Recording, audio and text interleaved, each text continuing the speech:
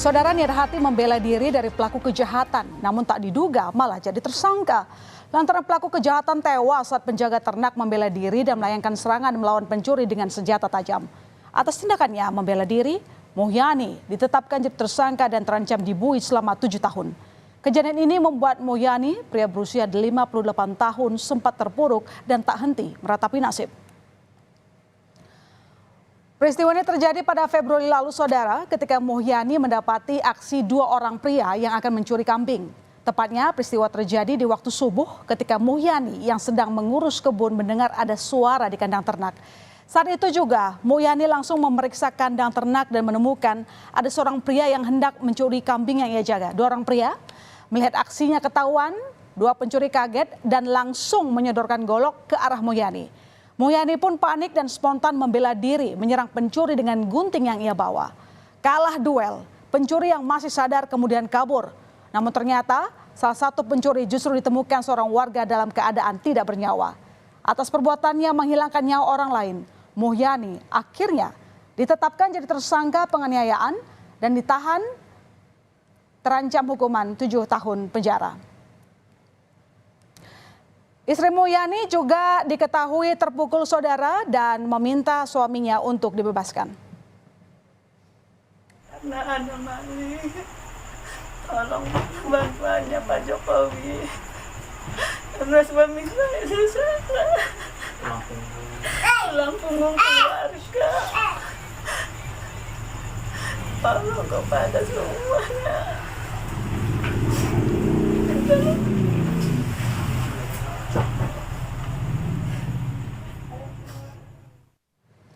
Kepolisian Resor Serang Kota lalu memberikan keterangan terkait penetapan tersangka Muhyani atas tindakannya melawan pencuri hingga tewas.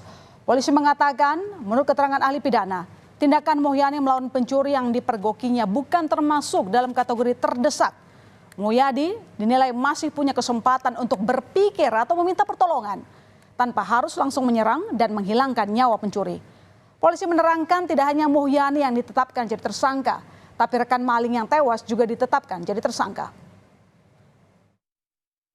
Yang dilakukan oleh saudara M ini bukan kondisi yang terdesak dan overmark, karena masih ada kesempatan untuk berpikir. Pada saat mendekati suara gubrak dan sebelum mendekat di sasaran, bisa berpikir apakah memberikan peringatan atau mungkin membunyikan alarm atau mungkin meminta pertolongan dan lain-lain. Setelah penetapan tersangka terhadap Muhyani ramai diperbincangkan, Kejaksaan Negeri Serang menangguhkan penahanan pria 58 tahun ini. Ada 2 hal yang menjadi alasan jaksa penuntut umum memulangkan Muhyani. Pertama, karena kondisi kesehatan Muhyani atau sedang sakit dan permintaan penangguhan dari pihak keluarga. Meski dibebaskan, Muhyani tetap akan menghadapi persidangan nanti dan wajib lapor selama penangguhan, di mana jaksa masih menyusun dakwaan untuk dilimpahkan ke pengadilan. Dijemput sang anak keluar dari rutan Serang, Muhyani tampak berjalan lemas. Sementara itu, pihak Kejari Serang memastikan penangguhan penahanan sudah sesuai prosedur dan bukan karena kasus melawan maling menjadi viral.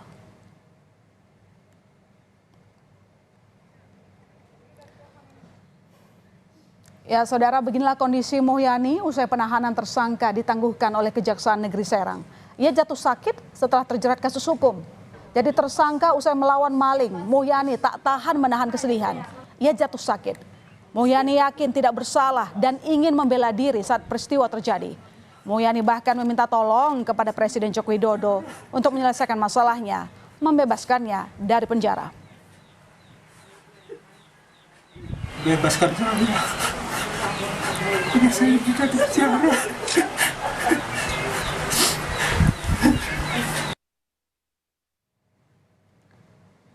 Doa Muhyani terjawab. Kejaksaan Negeri Serang akhirnya mengeluarkan surat ketetapan penghentian penuntutan atau SKP 2 dalam perkara yang menjerat Muhyani. Dari hasil gelar perkara, jaksa menemukan adanya pembelaan terpaksa yang menyebabkan Muhyani menyerang pelaku pencurian. Ini artinya perkara yang menjerat Muhyani tidak berlanjut ke pengadilan. kita kaji berdasarkan pasal 49 ayat 1 KUHP bahwa ternyata memang ini tidak layak dilimpahkan ke pengadilan. Maka kita keluarkan surat ketetapan penghentian penuntutan. Tapi sudah ditindaklanjuti oleh Kajari Serang, setelah close, ini dan kita nyatakan close. Jadi tidak lagi dia bukan bebas, tetapi memang sudah kita tutup perkara itu. Bahagia, itulah yang dirasakan Mulyani setelah kasusnya dihentikan. Mulyani sujud syukur kembali menjalani hari seperti biasa tanpa ada beban, apalagi bayang-bayang pengadilan. Ia bebas dari ancaman hukuman 7 tahun penjara. Mulyani mengaku merasa plong setelah dinyatakan bebas dari segala tuntutan oleh Kejati Banten dan Polresta Serkot. Plong aja Bapak rasakan, artinya di rumah makan ya masih sudah bisa mulai ya makan, tadinya mah itu buru-buru kebebasan, kira-kira ukuran 1 pulukan 2 pulukan pun sudah nggak bisa. Jadi setelah mendengar ya perkembangan ya, kayak begini, alhamdulillah, terus pulang ke rumah berobat langsung alhamdulillah ya bisa sedikit-sedikit pun. Tadi pas barengan alhamdulillah agak banyakan makan.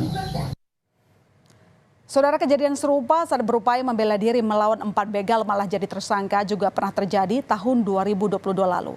Amak Sinta, warga dari Nusa Tenggara Barat terseret jadi tersangka setelah membela diri dan menewaskan 2 orang begal. Padahal saat itu, menurut keterangan Amak Sinta, seorang begal yang lebih dulu mencoba menghajarnya. Padahal Amak Sinta saat itu ingin melarikan diri. Namun serangan begal membuatnya terpaksa melawan dengan sigap, ia langsung membela diri.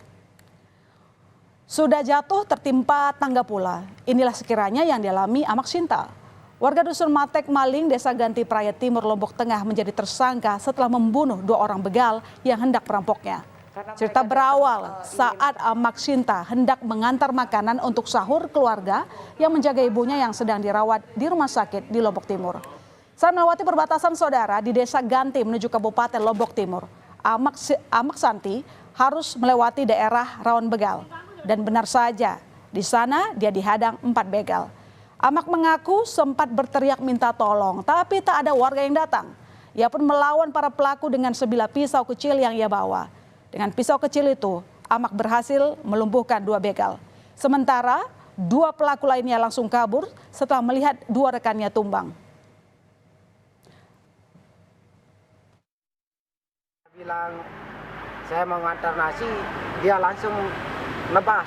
Wih, pakai apa? Pakai celurit. Celurit. Terus saya turun dari kiri. Setelah saya turun, dia nebas lagi. Bagian apa Bapak di? Ini tangan saya 2 kali. 2 kali. Ya. Terus temannya turun, dia ke depan. Tapi nggak ada pilihan lain, timbang saya mati. Langsung saya lawan. Jadi tersangka pembunuhan atas 2 orang pelaku yang membegalnya, Amak Sinta sempat ditahan di Mapolres Lombok Tengah. Kasus ini pun mendapat perhatian publik di Lombok yang memicu protes dan demonstrasi ke Mapolres Lombok Tengah. Masyarakat dan kalangan aktivis LSM berunjuk rasa di depan Mapolres Lombok Tengah. Mereka menuntut agar polisi bersikap adil dalam mengusut tersangka Amak. Mereka menuntut Polres Lombok membebaskan Amak tanpa syarat.